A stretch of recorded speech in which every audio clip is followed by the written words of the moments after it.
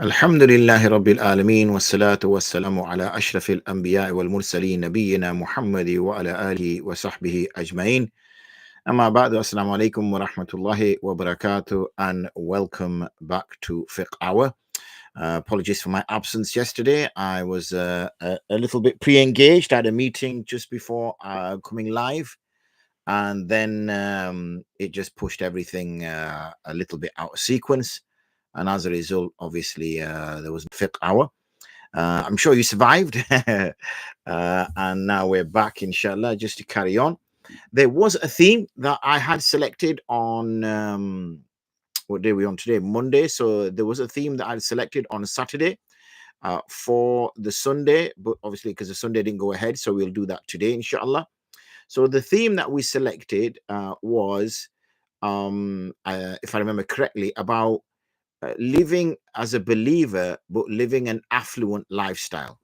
Okay, how does a believer live an affluent lifestyle? Maybe, how do they, where they can avoid feeling that they're doing israf, yani spending excessively, where they feel that they're not, doing any riyah or anything. That was a question that came up. So let's take that question, inshallah. Or that was the theme that was suggested. Let's go back to the time of the Prophet ﷺ.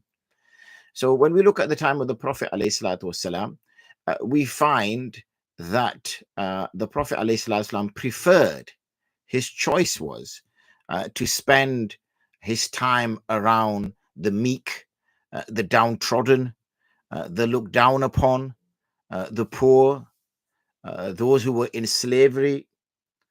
However, he did not do that because he preferred to be in that state as such, because whenever we see the du'as the Prophet ﷺ makes, then obviously he makes du'as which say that, oh Allah, protect us from poverty, protect us from being under the rule of tyrants, protect us from because we know there's another hadith which mentions something along the nature that poverty leads to kufr.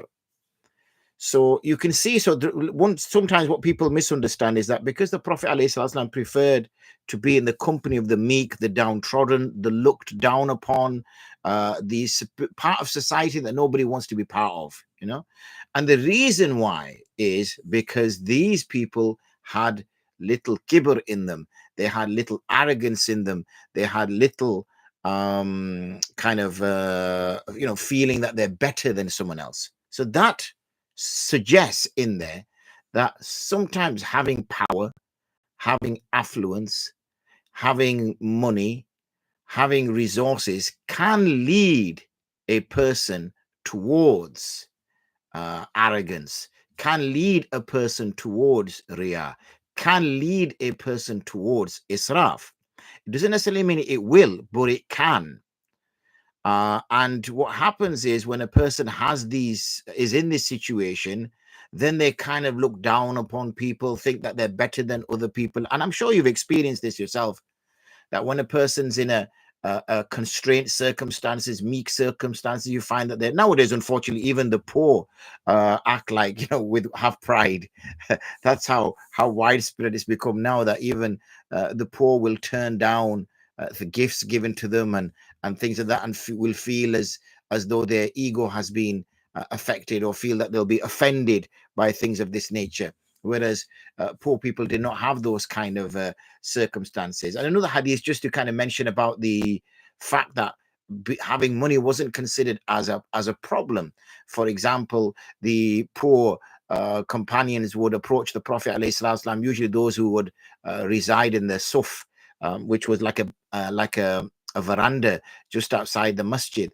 It was just like a roof, and that the Sahaba would rest under. And they would come to the Prophet ﷺ and they would say, "O Messenger of Allah, yani our rich brethren, they can free slaves. Our rich brethren, they can go perform Hajj.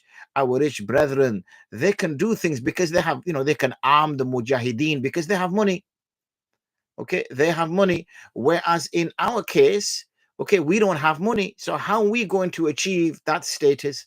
How are we going to achieve that status to be able to support the Muslim causes, to be able to give, to be able to free slaves, because we know there's much ajr in it, to be able to, do all of these things.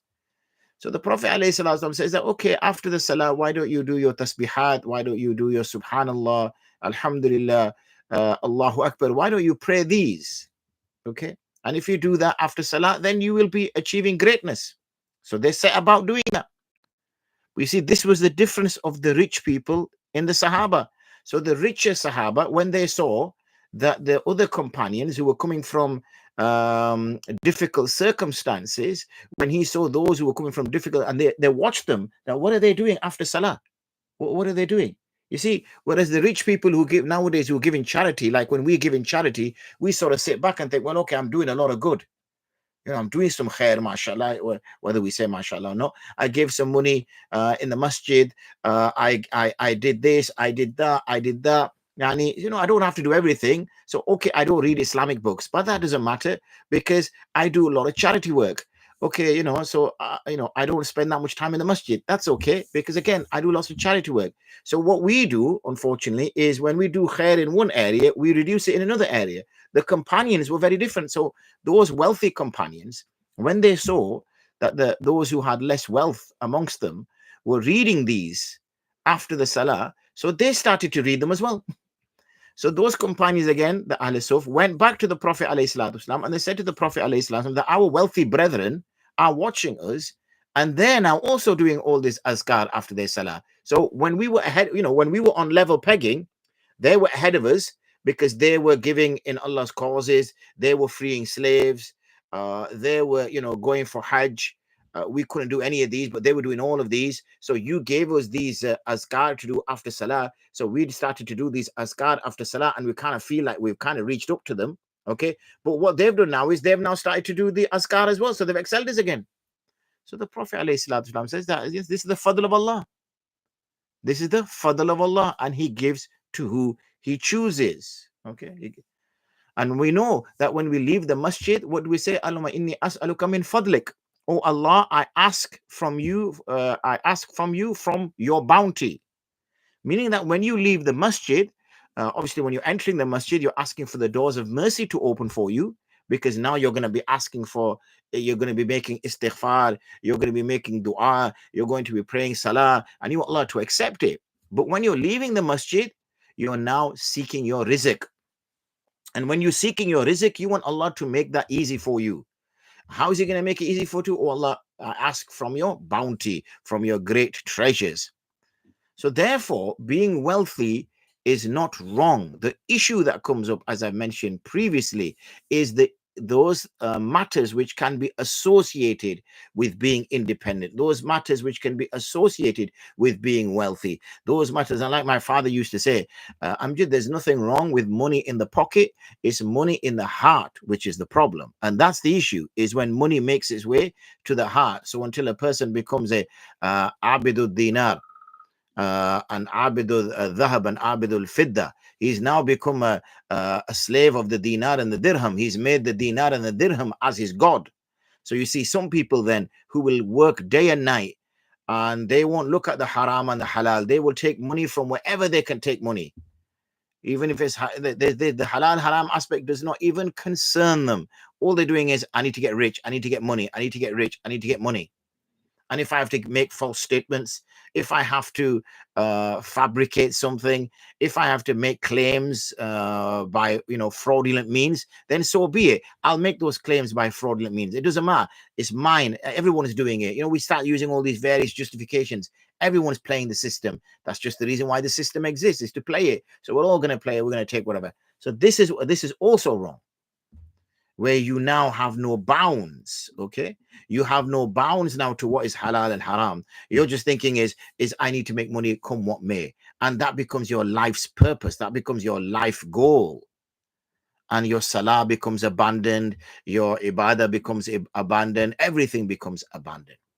So that first little point I wanted to make is that earning money, having money is not wrong in itself.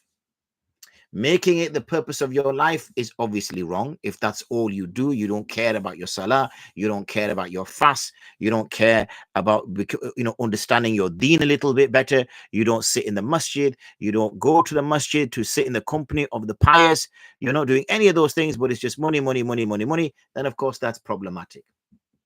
Similarly, if you do not look at what the Allah wrong, but a person has already been written when he was in his mother's womb, he already knows, and all he's doing is seeking that. The one who prioritizes his deen, who prioritizes salah, who prioritizes those things, if he becomes wealthy, alhamdulillah, there's nothing wrong with it. He should not be ashamed or he should not be embarrassed. This is a ni'mah which Allah has given him.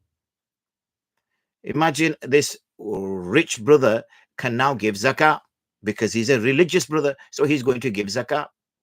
When we collect money for masajids, do we collect money from for masajids from those people who are struggling, or do we collect money for masajids from those people who've got wealth? And I'm not talking that they have to be millionaires, that at least they've got some money. So when you look around you, the support that happens with supporting masajids, supporting madaris, supporting darul ulums, supporting ulama, you find that that's coming from those people who have some wealth. Now, what about if you're spending it upon yourself? Well, this wealth, remember, taking all those little conditions that I've already given, so I'm not going to keep repeating myself.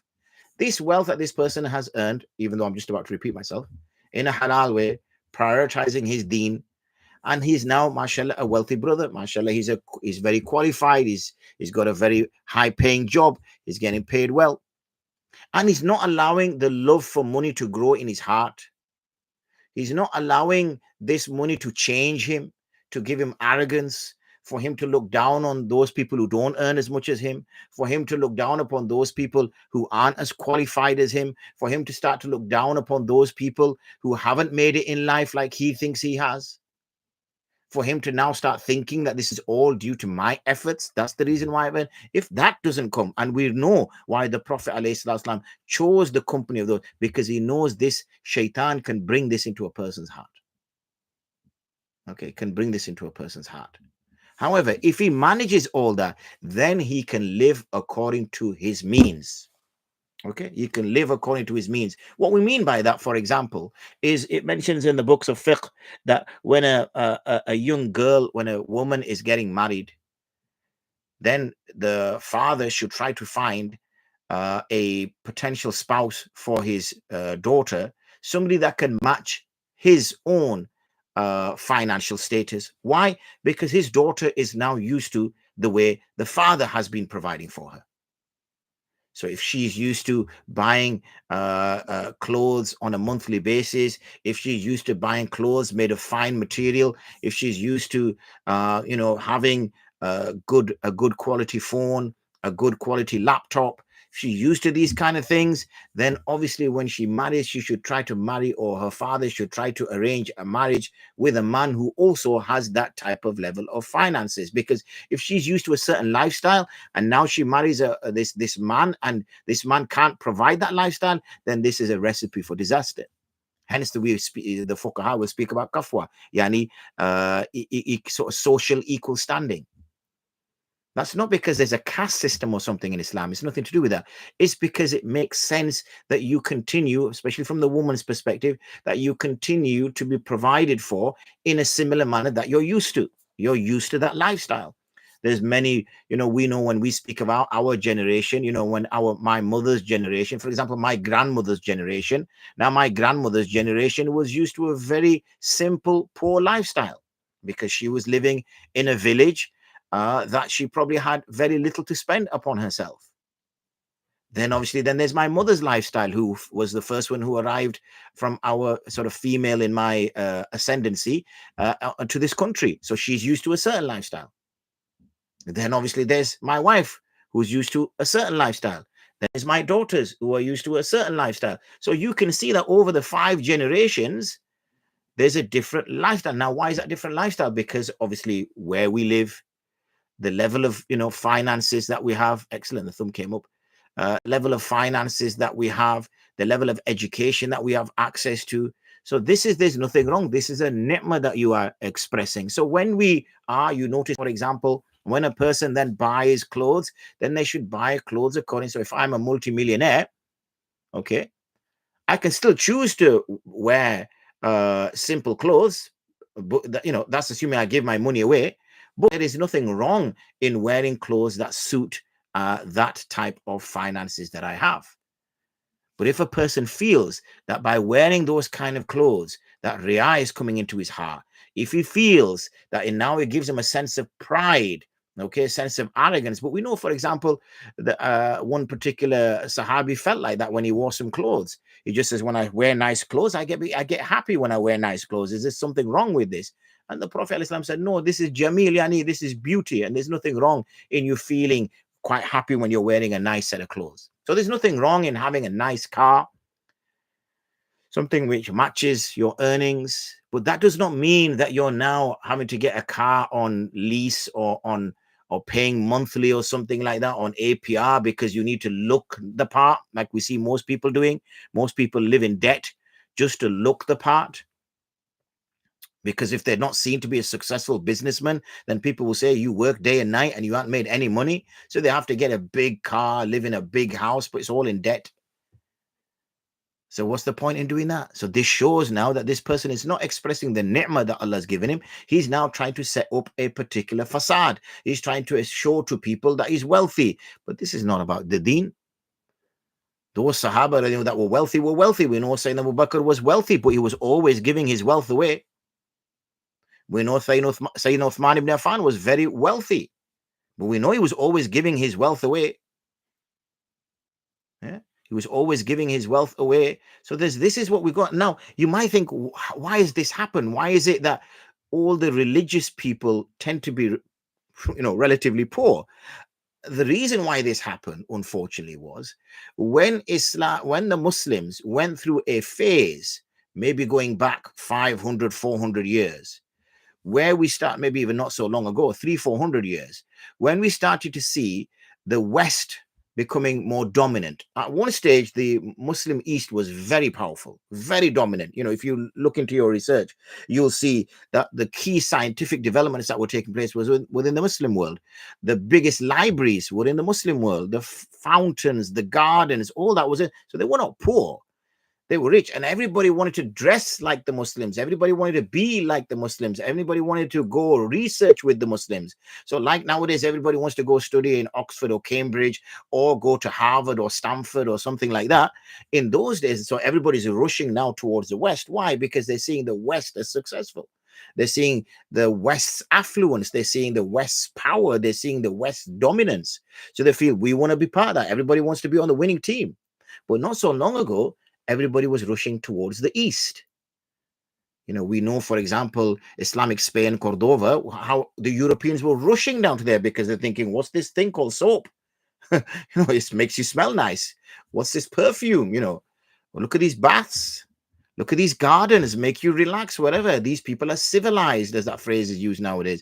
These people are advanced. We're sitting in libraries, reading books. We're using spices that are coming from all the way from India. We're using silk coming all the way from China. What a civilized people they are. What a society. Let's be part of this society.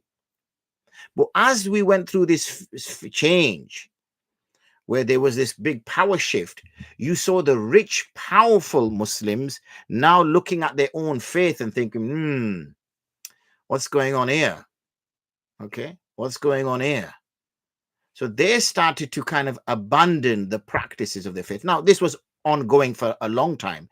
I'm not going to kid you here about history, that amongst those who were the Islamic leaders, going back, after the Khulafa Rashidin and maybe one or two odd ones of the Khalifs that came otherwise, we know there was excesses, the palaces that were being built. We know how Sayyidina Umar ibn Khattab lived, and we definitely know how some of the so-called Khalifs lived after their time. Drink, music, dancing girls, big palaces, living in a high, really extravagant way, whereas there were people, in starvation, in hunger.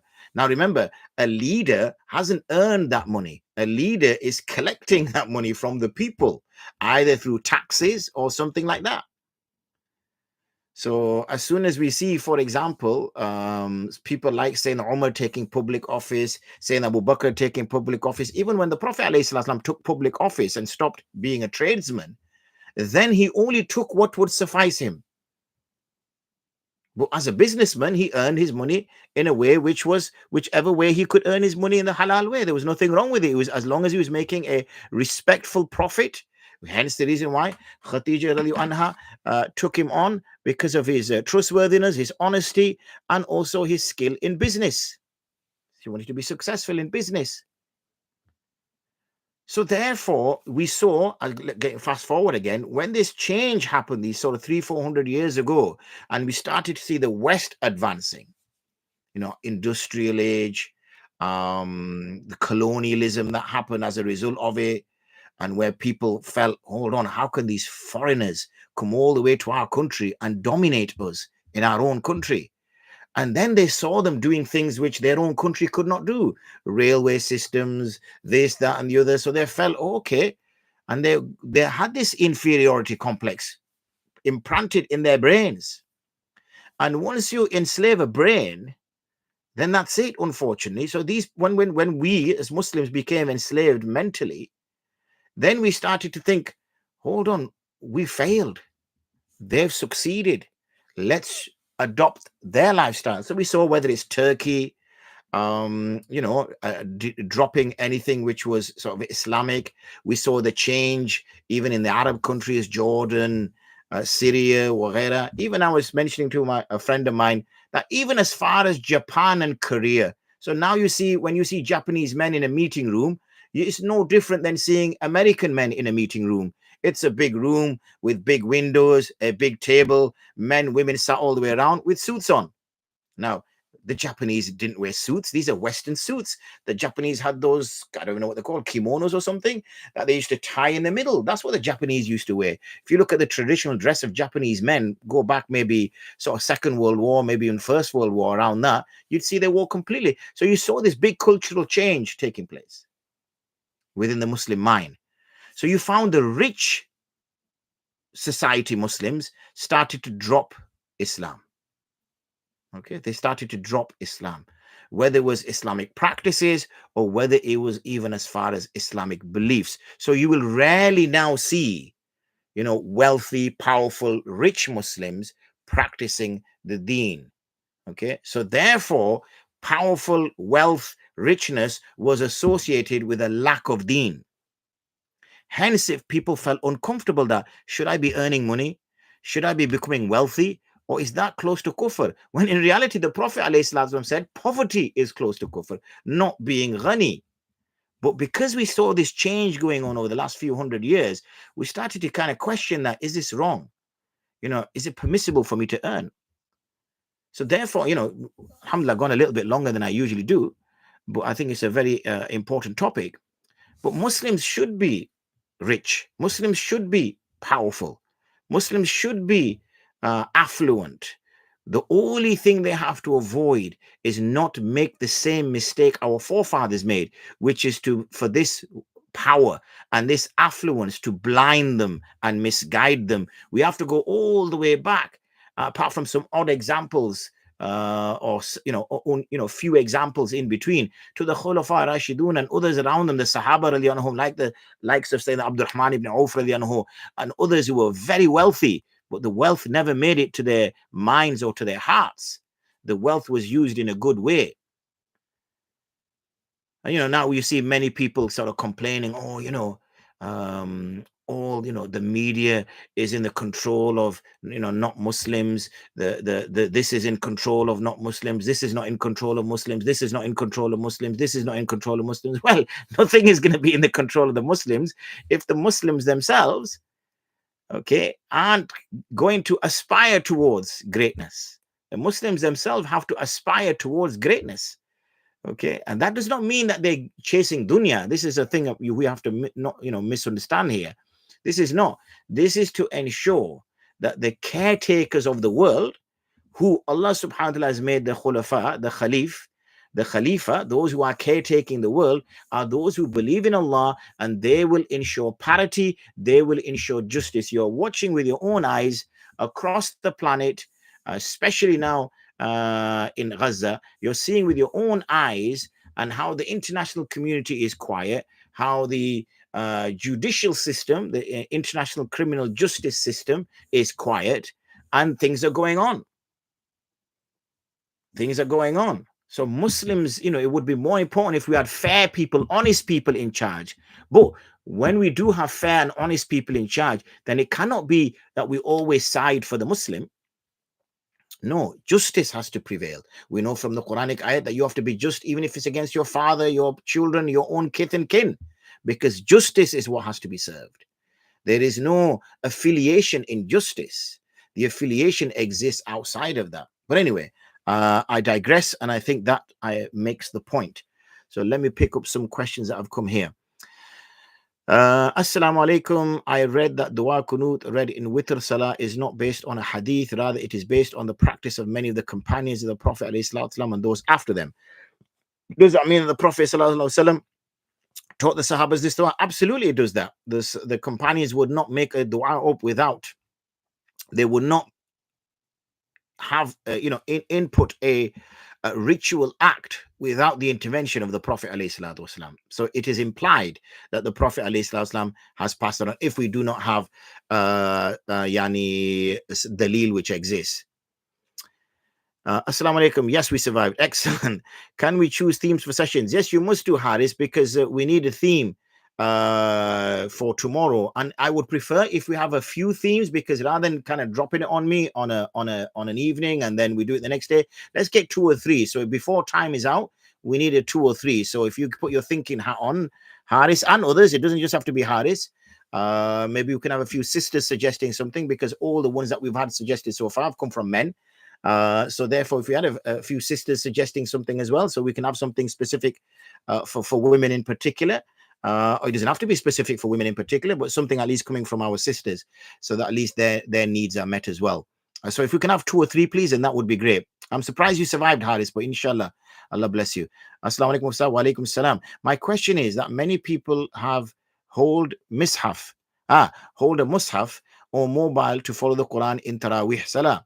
Is it allowed? Because at the time of ruku, the Quran is quickly under the arm, or put the phone in the pocket. Can you please reply with details and rulings so we can announce to the musallis?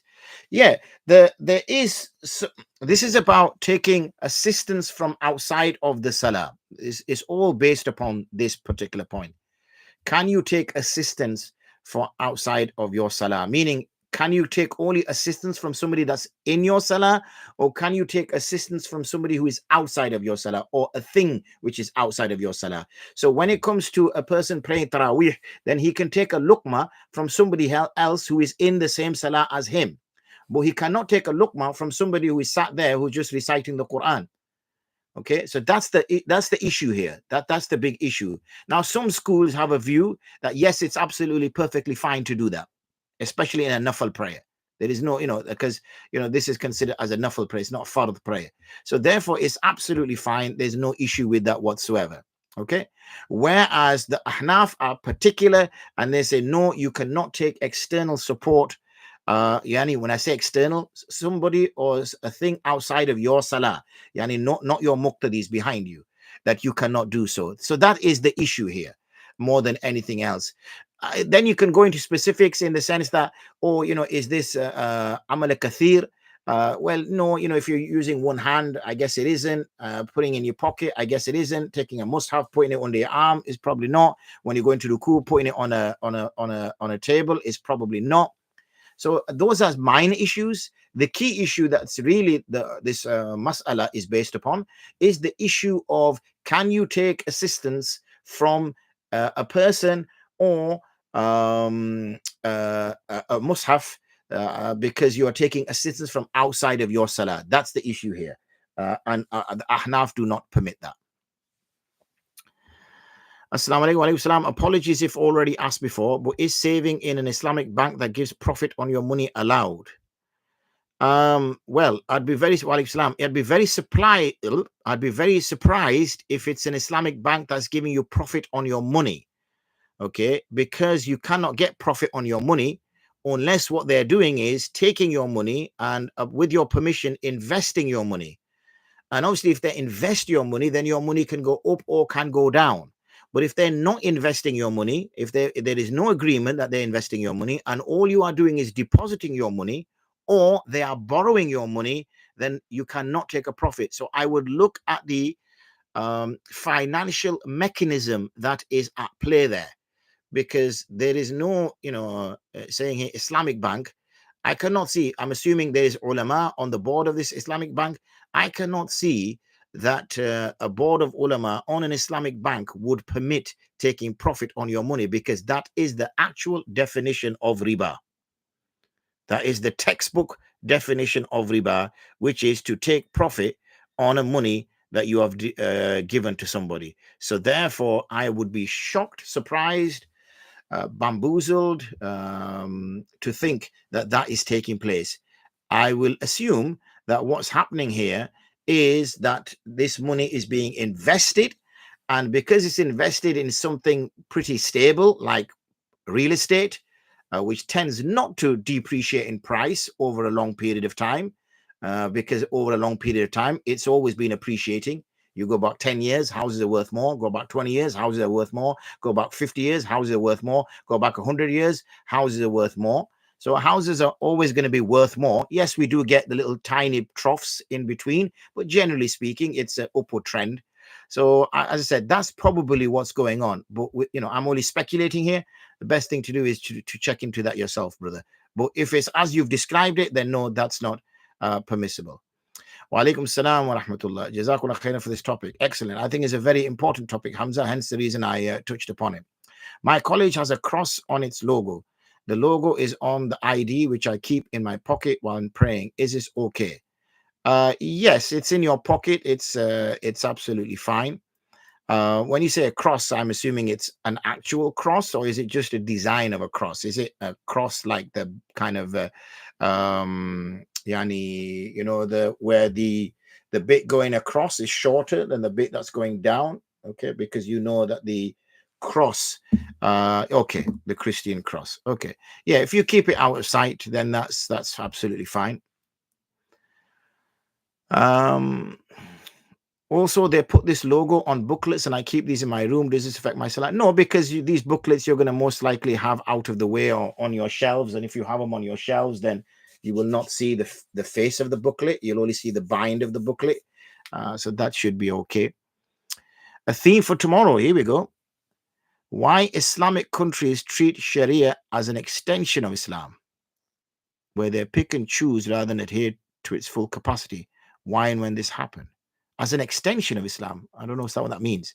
Meaning that it's not Islam, but it's an add-on of Islam. Just elaborate on that, Haris. I'm just trying to understand exactly what you're saying. Also, some booklets have photos of different people. Will this affect my salah? Again, if these booklets are as I have them, then you're only going to see the bind. You can't have it like any, if I had like posters up or something on my wall. That's what the issue is. We cannot help but have books with images in them nowadays. I don't think I have any books with images. Like, for example, I've got this book here, which is Philosophy for Dummies. Okay, so, and there's a picture of an owl, and I'm sure if I flick through here, okay, he says that, and then he doesn't find any more pictures.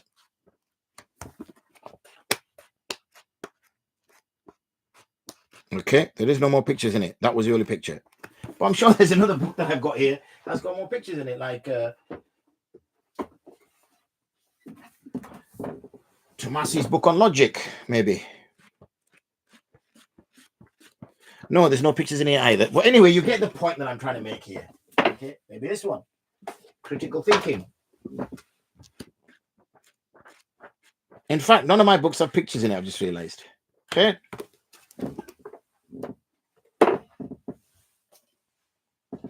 You get the idea. That's the point I'm trying to make.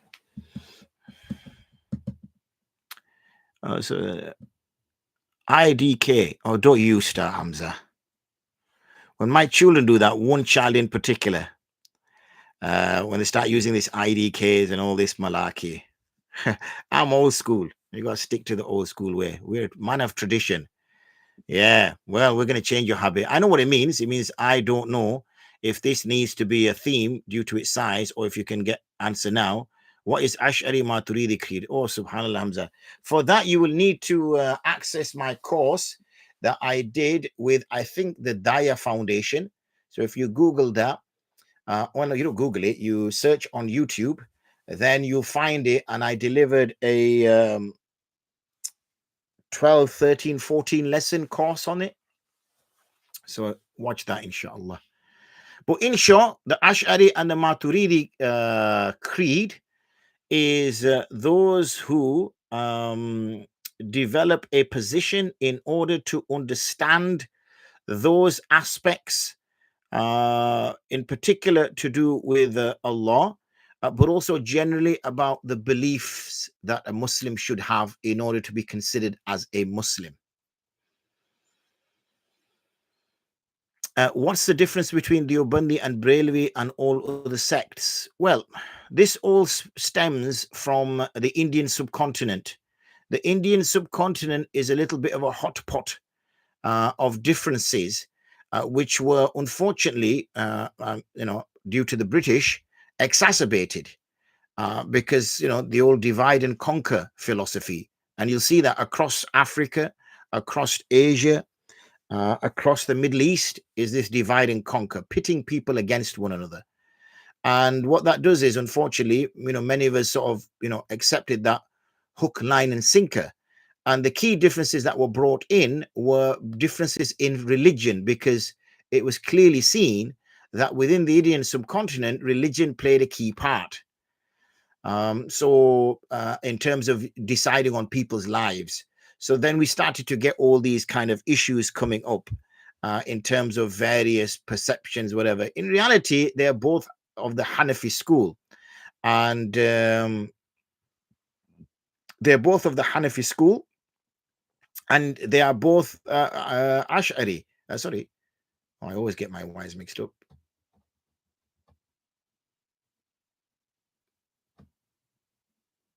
Oh, man, I'll get back to that one. What about differentiates Salafis? So yeah, it's a whole kind of thing. So I don't think it's of any use. Also on the ID is a picture of my face. Yeah, I suspected that. Can a woman go for Hajj without a mahram but in a group? According to the agreed upon position within the schools, a woman cannot travel a distance of more than 3 days, which is about 55 miles, without a mahram. And that includes for Hajj. Most books don't have pictures inside unless they're trying to explain something which requires a visual diagram. Yes, that's correct. As an extension of Islam, meaning the very fact they dropped the Sharia from the constitution, meaning they don't believe it's Islamic. Okay, yeah, we can have a kind of conversation around that, I guess. I'll make a note of it. So this is going to be about, sum it up in a couple of words for me, will you, Haris? You'll find it under Aqidah Tahawiyya, Hamza. That's what you need to look for, Aqidah Tahawiyya.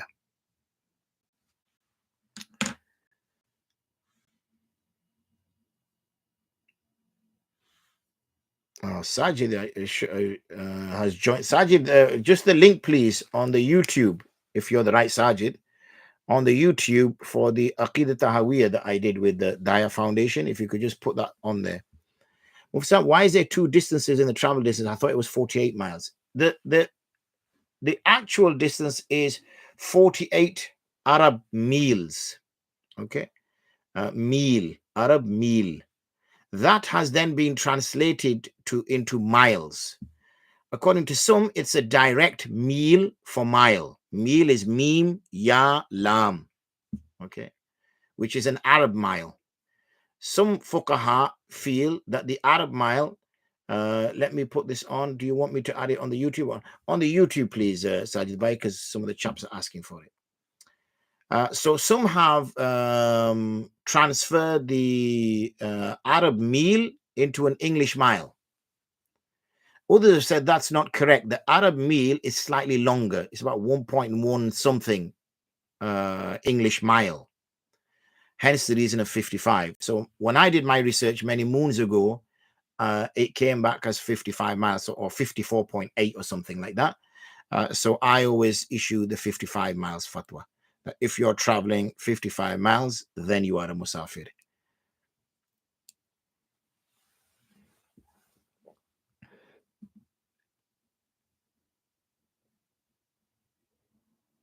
Okay, no questions on the Facebook. I think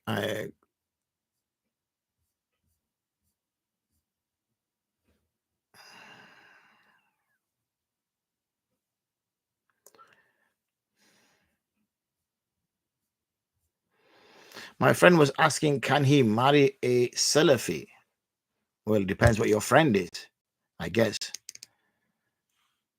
I'm assuming is if he's a Hanafi. The thing is, when you start to do all these mixed madhab marriages, it can be problematic, because how do the children decide how to pray? For example, a Salafi woman will pray in the same way as a man will pray, because they say the female prayer and the male prayer is exactly the same. So when this chap and this chapess have children and they have a daughter, how is the daughter going to pray? Is the daughter going to pray like her mother, or is the daughter going to pray like a woman according to the Hanafi? So there you go, another argument, another dispute. So marriage is already complicated enough to make it further complicated. So it makes sense just to be in such a way, either the man decides all matters. If that's the case, if the man says, well, it's going to, because I'm a Hanafi, it's going to all be according to the Hanafi. But what you find, you see, is the Hanafi people, or the people who claim they're Hanafi, know very little of their fiqh, know very little of their school. Whereas those who have, because you become a Hanafi by default, not by choice. Okay. Yani, you're born in a Muslim house. When you're born in a Muslim house, your parents, you ask them, what are we? They won't have a clue. They just shrug their shoulders. You say, oh, are we Hanafi? They'll say, yeah, I think we're Hanafi. So the kid doesn't really know. His parents don't know too well. But when a person becomes a Salafi, it's out of choice. It's out of design. That person thinks that they've been on dalala all their lives. They've been misguided all their lives. And now they've slowly started to understand the deen. So they start to study the deen and they know it far better. So when this chap marries, she'll be running rings around him. He won't know whether it's yesterday, today, tomorrow, morning or night. And therefore, he will have very little say from an Islamic perspective or what goes on in his house. That is always a problem when we start to look at it at that particular point. Mus'haf, ijazah to leave our Isha 7:50. Absolutely, make dua for us. I will be using, going through it all after evening meal, inshallah, going through the full hour. May Allah SWT reward you. Always amazing. It's recorded. Ameen. Summed up, why do some Islamic countries selectively apply Sharia law and even remove it from the constitutions, deviating from its implementation? That's nice. I can go with that. Let me make a note of that. Why do some, you've used the word Islamic countries. I'm going to reword that as Muslim majority countries, because you've already defined them by Islamic, which is not correct in your definition. Why do some Muslim majority countries selectively apply Sharia law, and even remove it from their constitutions,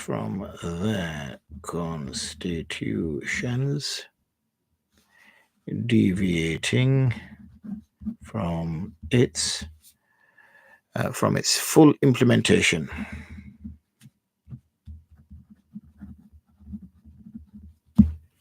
Okay, I think I've got the gist of that.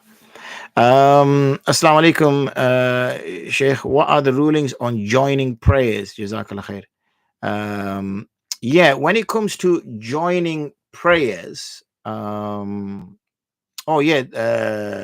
if you can put the link to the thingy before you go. I know you're going in a minute now. I don't know if you're already on your way.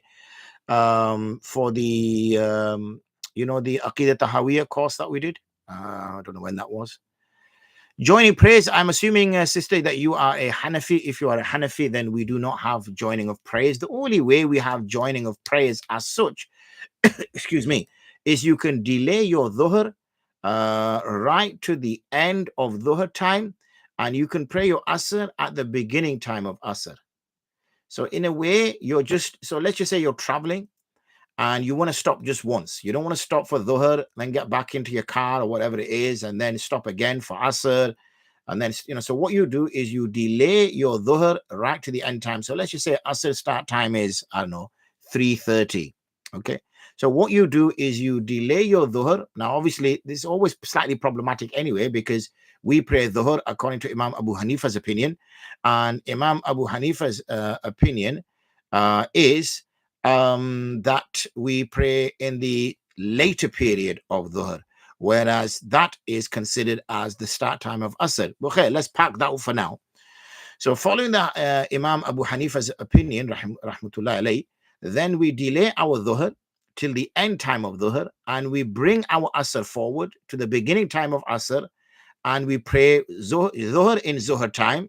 By the time we've prayed zuhr, asr time has started, and we pray our asr.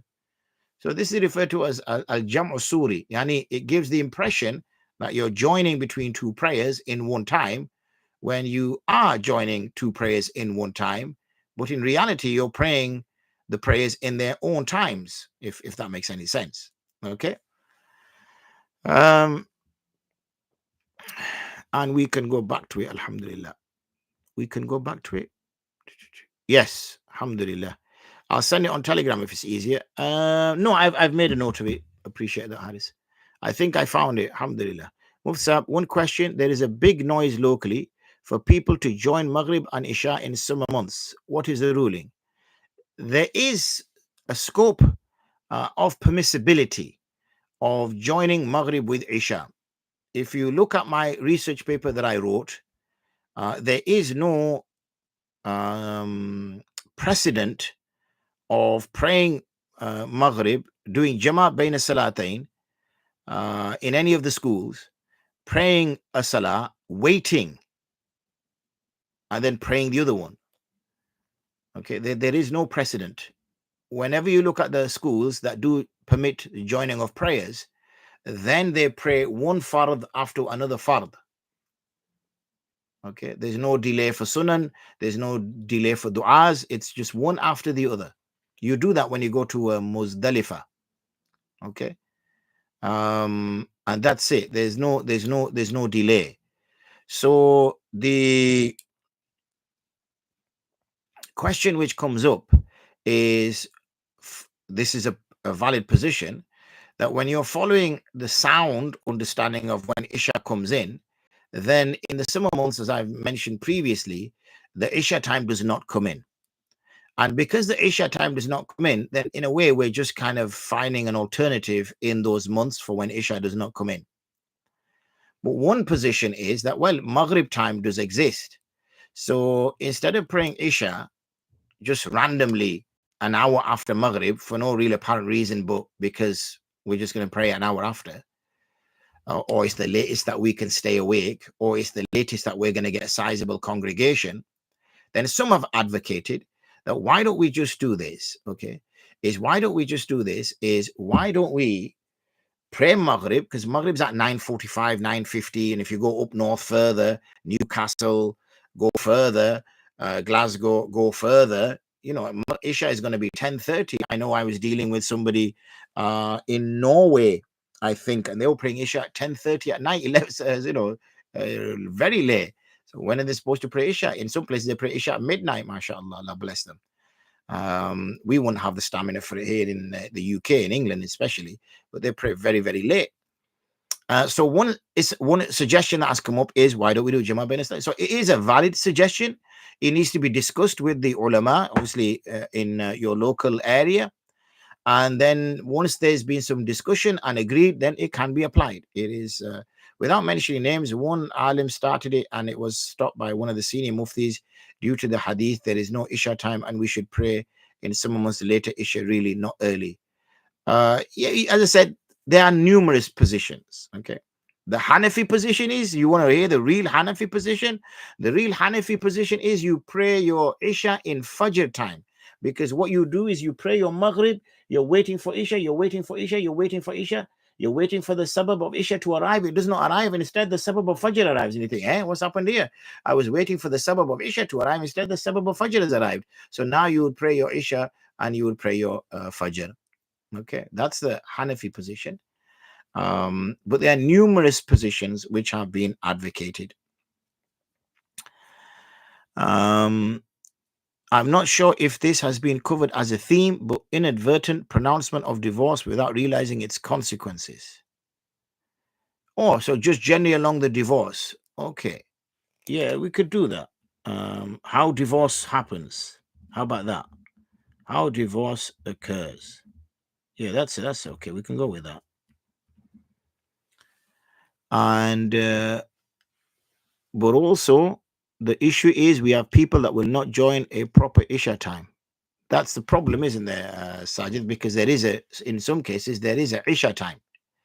There is a Isha time which will go till 11, then 11:15, then 11:30, then 11:45, then 12, then 12:15, then 12:30, then 12:40, then 12:50, then 12:55. And then when it gets to 1:04 or something, then obviously now Mafqudul Isha, now Isha has disappeared. So we don't pray Isha at all in those times, even though there is Isha is there, Isha is found. So like I said, it's a bit of a can of worms. The best thing is get the mashwara of the ulama in the locality, and whatever position they adopt out of the many positions, prefer to adopt a more valid one, obviously, but to adopt is fine, because we know it's an area which is, open to speculation, open to conversation. And just another one, if you like, typo, I guess you're going to say, Islamic feminism, Allahu Akbar. Analyzing feminist interpretations of Islamic texts and traditions, the struggle for gender equality within Muslim majority societies, and the role of women in Islamic religion. Are you doing an assignment or something for college? Now, Haris, I'm going to ask you, can you just send that to me on Telegram, please? Because that's like too much to write out, and they're long words and they sound complicated. So you may as well, since you're send both to me, please. And then I've got them both, inshallah. If you would do that, please, sir. Role of women in Islamic religious and intellectual history. Subhanallah. No messing, Haris? Theme: how should we act as Muslims in the workplace and or college, like prayer? That's fine. Okay. So we can go with that theme. That's nice and short. Haris, the only reason I'm writing this down is because it's short. How act as Muslims in workplace, places and college, like prayer. How we can explain prayer to non-Muslims. That's fine. We've got that. Okay. So just let me, that's what I'll do is, whilst I wait for a couple of more questions, knowing that we've only got 4 minutes left, I'm just going to do my little blurb, which is then used and shared on social media for tomorrow. So inshallah, tomorrow the theme will be the abandoning of the Sharia by Muslim majority countries. And what we'll try to explore is, why do some Muslim majority countries selectively apply the Sharia, if at all, and then remove it from their constitutions, deviating from its full implementation. I think Haris intentionally chooses long words. Of course, inshallah, also off theme now, as I gave too many. What's the Islamic stance on people aborting children because a doctor has said they'll have health implications? I said a while ago, Haris, that there was a chap who was in his mother's womb, and he had very little development on his brain, and majority of the doctors that the woman went to see advised her that she should have an abortion, because the child would be born literally with half a brain, and he would not be able to function, and he would not be able to do the simplest of things, and he would be a burden on the family, and he would potentially die at a very young age. The woman ignored all the doctor's advice and she actually went ahead and gave birth to that child. That child celebrated, I don't know, their 7th or 8th or 9th birthday when I read the article. Wasn't a Muslim child, it's not a Muslim family. And to the shock of the doctors, his brain is actually growing, which they did not expect him to grow. And now they do not know how long he will live for. So let's look at it this way. If we didn't have the ability to determine, and remember, it's not a science, it's a near enough science, but it's not a full science. It is somewhat speculative. It is not certainty. If we did not know by taking, I don't know, samples of the amniotic fluid or taking scans or whatever, in order to try to speculate of what the outcome of the future will be. Remember, nobody knows the future. Nobody apart from Allah. I've heard people say to people, oh, she's only got a couple of months, and they've lived for a few years. Or they've died after 2 days. So, it's not no one can, Allah has made it clear that nobody can know the future. They can speculate, they can predict. Like you check your app on your phone and it will say it's not going to rain tomorrow. And then at 10 a.m. till 10:15, it rains. They can only do as best as they can do. And really, that's what this is. And we cannot take steps to abort life, to bring, death to somebody based on this assessment. Yes, it's going to be challenging. Yes, it's difficult, but so is life. I always say to a person that if that child was born and they were 6 years old, and even if they were struggling, they were in a wheelchair, they could not move, would you put your hands around their neck and squeeze until they couldn't breathe anymore? And no parent would say yes. Every parent would say, God forbid, we'd never do something like that ever. So I said, why is it easier to do when it's inside the mother's womb and she takes a tablet or an injection and then it happens? Is it because it's hidden? And that's what we do a lot, isn't it? We do things hidden. So even though like the United States has the death penalty, but it wants to do it in a way where injections are inserted and it's done in a hidden way, in a secret way. If people are going to be punished or if action is going to be taken, then it should be done apparently so people can see the gravity of what they're doing. So when someone's seeing that this person is taking the life of this unborn child, then they see the gravity of it, that, look, this is what I'm doing. I'm literally putting my hands around their neck and squeezing it. Would I do that? Never. So why should I do this for? But because it's made clean and it's made, acceptable to society and all the rest of it, we say in a quite a calm and flippant way. We know in some hadith, there's some discussion about coitus interruptus as to whether it is permissible. Now, coitus interruptus is even before consummation, before conception rather. And yet, there's some debate around that point. Now, if there's debate around the point of whether a man can engage in coitus interruptus before conception, then we're talking here about a woman who's now, her cells are splitting. She's now got a piece of flesh, which is now turning into a fetus, which is now starting to resemble a human. And it's going through all those phases and then she's doing it. So let's think about those kind of things. And you got to understand what's the reason why she's doing it. Is it because they're having an illicit relationship? Is it because they just can't do with having more children? Is it because, whatever? What's the rationale? Take the blessing that Allah gives you. There are parents out there that would, chop their right arm off to have a child.